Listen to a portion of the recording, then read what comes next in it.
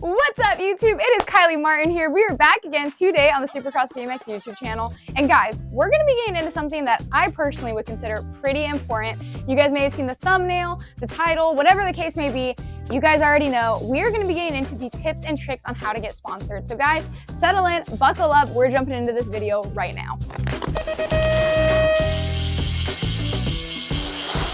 Okay guys, so starting off, jumping straight into it here as we always do, something that you guys are going to need throughout this process is confidence. I know that's something that I always say at the start of pretty much all of these videos. Your confidence will be key in this, okay?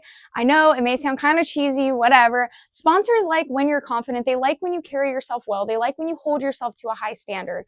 So you want to have that confidence first and foremost kind of shine through as you're applying for different sponsorships and different opportunities in terms of either a team or privateer stuff, which guys, for those of you who may not know, you can get sponsored by a whole team who already has their established sponsors, or you can kind of be like a privateer rider where you pick and choose what sponsors that you want to have. Sometimes sponsors can't coexist with one another, like you obviously couldn't have two helmet sponsors and things like that. But you can kind of pick and choose which sponsors that you do want to have at times if you're not looking for more of a team feel and you kind of just want to go the lone wolf route. But obviously, it's completely up to you guys. Either way, you're still going to need to be confident. And that's going to kind of segue us into the second part here. You want to have a well-established social media because, and I know you guys probably thought I was going to say resume. We're going to get to that. That's actually a little bit later on. So something that I did, obviously, as I was climbing up the ranks, was I established my social media pretty early on in the game because of how much that my parents were kind of already up to date with it all. They understood it because they were doing marketing for their own stuff and things in that line. So it was one of those things where I was kind of able to just be brought into it and kind of understand it at an earlier age, which luckily for you guys now, if you guys are younger kiddos and you have social media, you have so many different role models that you can really watch and kind of learn after and take after. And guys, I would have killed to have YouTube videos, TikTok tutorials, all of that stuff on breaking down the algorithm and really understanding it when I was your age. But to have those videos and be able to really grow from them and learn from them and kind of take it apart because these people are already doing the work for you. There is no reason in this day and age that you cannot promote yourself and build yourself up on social media to make yourself essentially a brand, if you will. So with that, that is something that you're kind of going to look at and carry yourself with as this is your job now. If you are a BMX racer and you're going after a sponsorship, a team opportunity, partnership, however it is that you want to word it, you are selling yourself to said brand. So you have to show what you are bringing to the table. So for the third part here, have an established resume. Hopefully you've been establishing your social media for a bit before it comes time to really go ahead and push yourself out. Obviously, we're kind of towards the beginning of the year here. So with that, it is going to be a little bit more difficult to get in with teams now. But you can also look at it as an opportunity to where you can build yourself, grow your resume by winning some races, traveling a lot.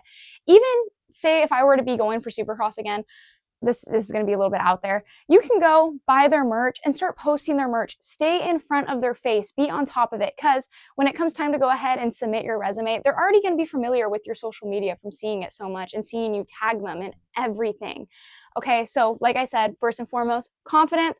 Second, having an established social media base, which don't post anything that you guys wouldn't want your grandma seeing, okay? It's just embarrassing, okay? Don't be posting you partying and all that stuff.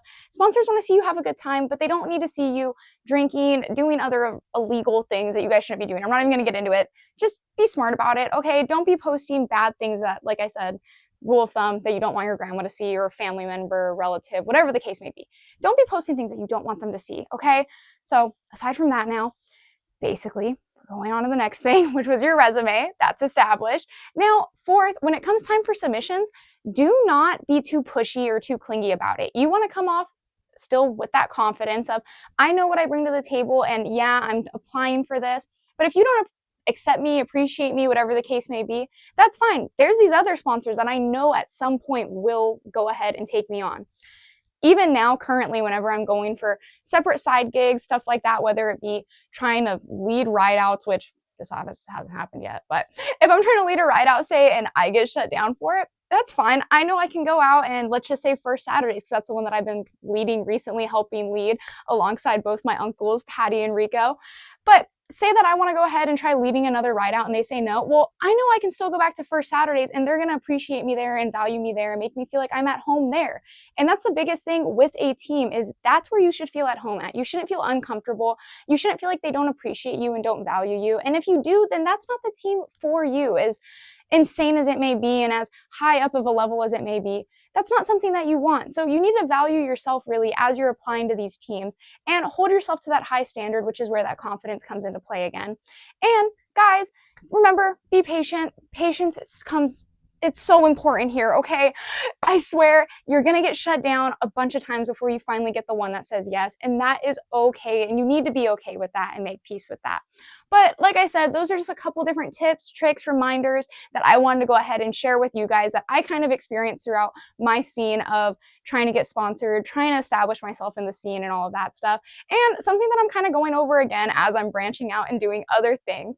But seeing as I'm in the office and I constantly hear you guys calling for the sponsorship things and opportunities and everything in that realm, I figured it would kind of be a good idea to post a video on here, let you guys know a little bit of my insight on it, and, you know, social media help. Might be getting into that in some videos soon. Let us know in the comments if that is what you want to see, but make sure to like, subscribe, all that good stuff, and we will catch you guys in the next video. I know what I like, baby, I like you, Miss American Pie with the